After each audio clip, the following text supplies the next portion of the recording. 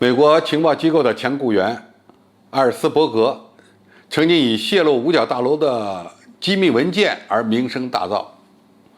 他曾经泄露这么一个消息，要确认呢，美军在1958年曾经考虑动用核武器打击中国大陆。那么1958年发生什么事呢？炮击金门，双方在台湾海峡不但展开了炮战，而且展开了大规模空战。台湾地区的国民党军队遭到了重大损失，而当时呢，美军是在台湾有驻军的，而且呢还秘密的部署了核武器。美军呢甚至考虑动用核武器来打击中国大陆的军事目标。那么这个消息披露以后呢，其实就让大家不仅仅是回到了历史，而且呢很多人开始琢磨，未来中美之间会不会也是因为台海问题而爆发核战争呢？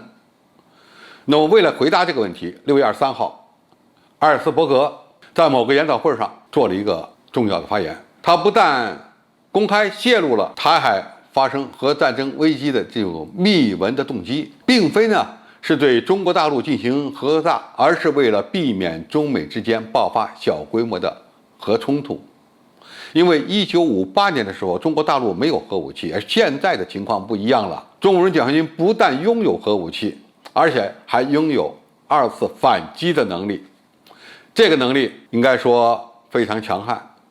那么，如果双方都手握核武器，会不会因为某次危机而爆发核冲突呢？他认为，一旦美国武力介入台海，中国有很大把握在常规战争中赢得胜利。他这个观点应该说很多美国军方人士也是承认的，否则都不会在近期内呢爆发激烈的争辩。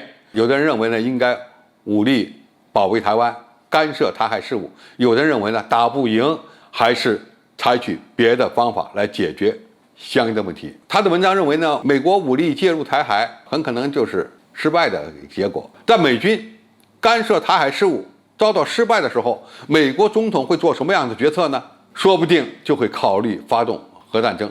他强调，只有美国才有发动核战争的可能，美国政府高层必须对此达成共识。到底按不按下核按钮？为了台湾，美国发动一场核战争，这个决策是疯狂的、鲁莽的，而结果难以预料。埃尔斯伯格的观点总结一下的话呢，主要是有这么2条：一，美国有军事介入台海问题的计划，但是没有承受失败的计划。武力介入了以后，一旦你打败了怎么办？美国人没有这个计划吗？我觉得现在是有考虑的，只不过美军失败以后他会怎么做，现在还没拿定主意。第二，美国在常规战争中失败，会首先考虑使用小型核武器攻击中国大陆。那么中国大陆呢，目前还没有动用核武器的念头。那么他这个观点有没有道理呢？美国其实在1945年之后，在很多的场合都曾经动过使用核武器的念头，但最终呢都没有实现。那么未来中美之间会不会发生核冲突？这位作者认为呢，最好是能够避免。美国要想避免这个冲突，唯一的做法就是坚持一个中国的政策，放弃武力干涉台湾的问题。这是他的一个结论性的意见。他在设想美国动用核武器攻击中国大陆，第一步呢可能会使用小型的核武器，也就是战术型核武器，逐步升级。那么这个逐步升级的核战略，其实美军在几十年前呢已经采用过了。和苏联之间的核对抗，他们就曾经设想过逐步升级的核战略，开始使用小型的战术型的核武器，如果再打不赢，就动用战略核武器。那么用这样的办法对付中国有效吗？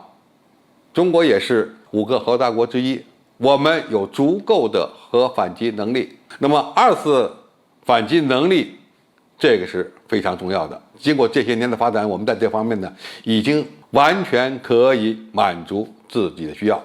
我们不会首先使用核武器，但是任何一个国家敢于对中国使用核武器，那么必然会遭到我们的反击。这个问题应该说是很明确的。因此，美国军方要想使用核武器的这个念头，我想恐怕必须三思而后行，后果会非常严重。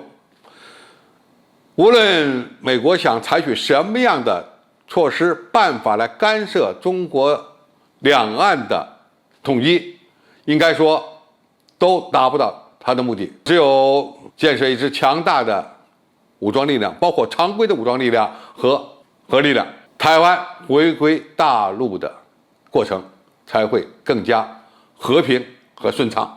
好，今天介绍就到这里，谢谢大家收看。感兴趣的朋友，我们可以在下面的留言区留言交流讨论。我们下期再见。